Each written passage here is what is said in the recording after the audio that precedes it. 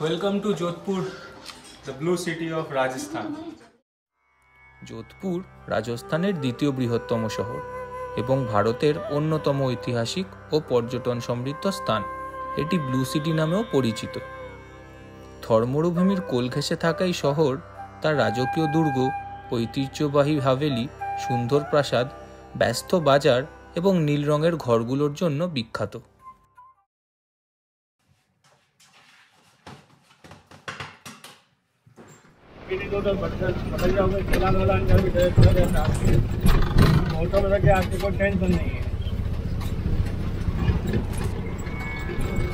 কাল ভোর 4টের সময় পৌঁছালাম যোধপুর সিটি। তারপর হোমস্টে পৌঁছে টানা ঘুম দিয়ে এখন চললাম স্কুটি রেন্ট নিতে।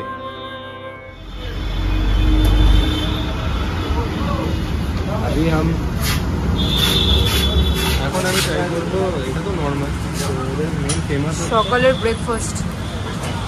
ব্রেকফাস্ট হচ্ছে এদের ফেমাস মির্চি বড়া। তো এটা রিভিউ ট্রাই ওয়ান্স মির্চি বড়া।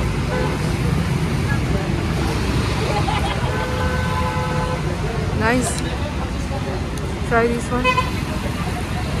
খুব ভালো লাগে, খুব ভালো লাগে।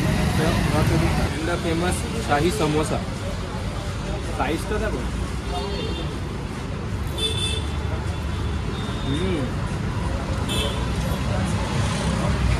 অন্যরকম খেতে হচ্ছে। উমেদ ভবন প্যালেস রাজস্থানী এবং ইউরোপীয় স্থাপত্যশৈলীর সংমিশ্রণে তৈরি এবং এর নির্মাণ শুরু হয় 1929 সালে এবং শেষ হয় 1943 সালে যোধপুর মহারাজার উমেদ সিংয়ের আদেশে। এই বিশাল রাজপ্রাসাদে রয়েছে 347টি কক্ষ, বিলাসবহুল দরবার হল, ব্যক্তিগত সভাকক্ষ, অভ্যর্থনা কক্ষ, রাজকীয় প্রাসাদ সংলগ্ন বাগান। বর্তমানে ভবনের একাংশ তাজ গ্রুপ অফ হোটেলসের দ্বারা পরিচালিত হয় এবং এটি বিশ্বের অন্যতম বিলাসবহুল হোটেলগুলোর মধ্যে একটি। প্রাসাদের একাংশকে উমেদ ভবন মিউজিয়াম বা সংগ্রহশালা হিসেবে সংরক্ষণ করা হয়েছে। এখানে যোধপুর রাজপরিবারের ইতিহাস, রাজকীয় পোশাক, প্রাচীন ঘড়ি, আসবাবপত্র, গাড়ি ও চিত্রকলার সংগ্রহ রয়েছে।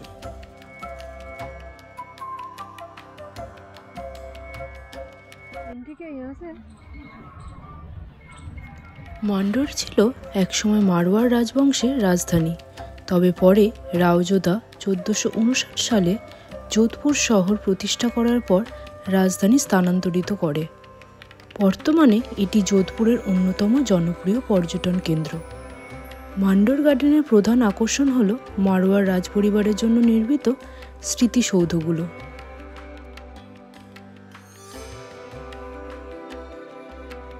মান্ডোর গার্ডেনের কাছেই রয়েছে প্রাচীন মান্ডোর দুর্গ, যা এখন কিছুটা ধ্বংসপ্রাপ্ত হলেও তার স্থাপত্য শৈলীর কারণে পর্যটকদের আকর্ষণ করে। দুর্গের মধ্যে রয়েছে পুরনো মন্দির, গোপন সুড়ঙ্গ ও ঐতিহাসিক স্থাপত্যের নিদর্শন। মান্ডোর গার্ডেনে ঘুরতে গেলে কখনো কখনো স্থানীয় লঙ্গা ও মাঙ্গানিয়ার সম্প্রদায়ের লোকসঙ্গীত শোনা যায়।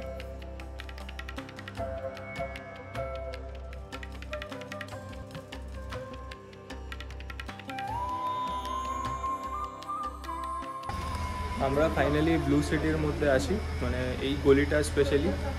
আর ভিউটা যা লাগছে, যা ফটোসগুলো আসছে না, সেরা সেরা। তো এই হচ্ছে দীপক, এই স্পেশালি আমাদেরকে নিয়ে আসছে।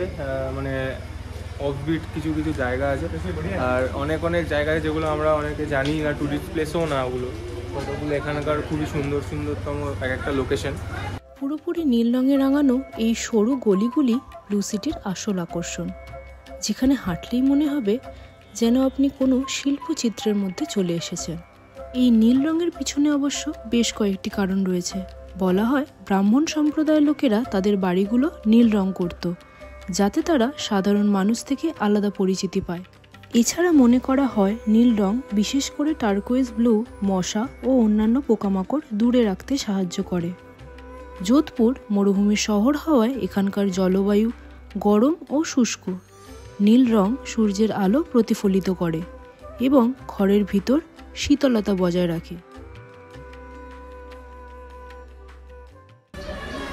কিরম লাগছে? If you visit Jodhpur please Gypsy থালিটা ট্রাই করো, মানে এক্সেপশনাল খেতে।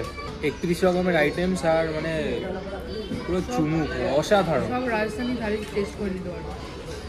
এক্স্যাক্টলি, রাজস্থানি খাবার। জিপসি থালি খেলে সব রাজস্থানি খাবার তুমি একবারই টেস্ট করতে পারবে।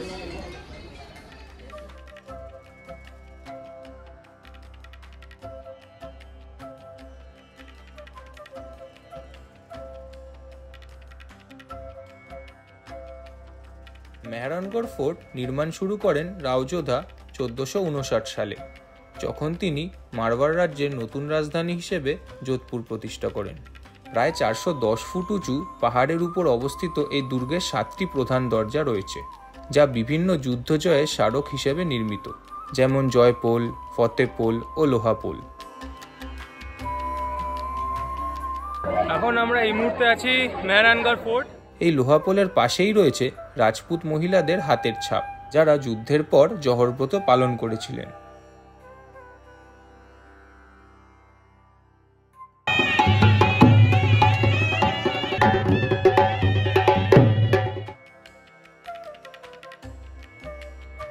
দুর্গের ভেতরে রয়েছে এক বিশাল সংগ্রহশালা ও জাদুঘর, যেখানে রাজপরিবারের অস্ত্র, পোশাক, পালকি, বাদ্যযন্ত্র, চিত্রকলা ও অন্যান্য রাজকীয় সামগ্রী সংরক্ষিত রয়েছে।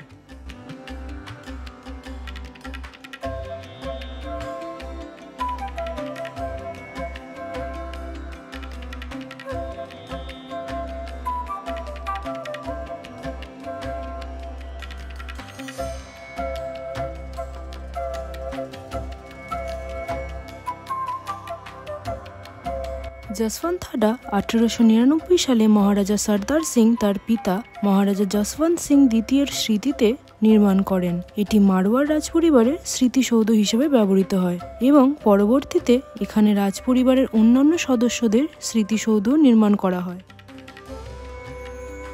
তুর্জিকা ঝালরা যোধপুরের ঐতিহাসিক সিঁড়িযুক্ত কুয়ো বা স্টেপওয়েল। এটি 1740 সালে মহারাজা অভয় সিং এর স্ত্রী রানী তুর্জি দ্বারা নির্মিত হয়েছিল। যোধপুর থেকে স্কুটি নিয়ে বেরিয়ে পড়লাম বিষ্ণই গ্রামের উদ্দেশ্যে। শহরের ব্যস্ত রাস্তা পেরিয়ে একটু এগোতেই চারিপাশের দৃশ্য বদলে গেল। রাজস্থানের খোলা আকাশ আর রোদমাখা মরুভূমির রাস্তা দিয়ে স্কুটি চালানোর অভিজ্ঞতা সত্যি অসাধারণ।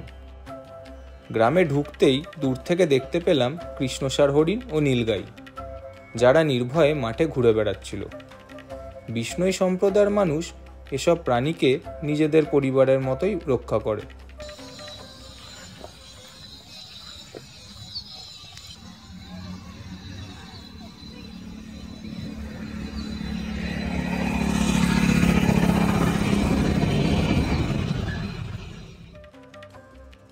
ঘণ্টাঘর বা ক্লক টাওয়ার, যা সর্দার মার্কেটের একদম সেন্টারে অবস্থিত, যোধপুরের অন্যতম জনপ্রিয় পর্যটন আকর্ষণ। যোধপুরের মহারাজা সর্দার সিং 1880-র দশকে এই ঘণ্টাঘর নির্মাণ করেন। সময়ের সঙ্গে এটি শুধু একটি ঘড়ির মিনার হিসেবে নয়, বরং শহরের সাংস্কৃতিক কেন্দ্র হিসেবেও পরিচিত হয়ে ওঠে।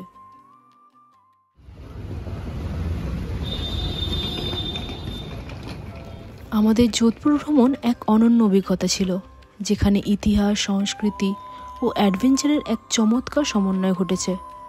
স্কুটি ভাড়া করে শহর ঘোরা আমাদের আরও স্বাধীনভাবে যোধপুরের সৌন্দর্য উপভোগ করতে সাহায্য করেছে।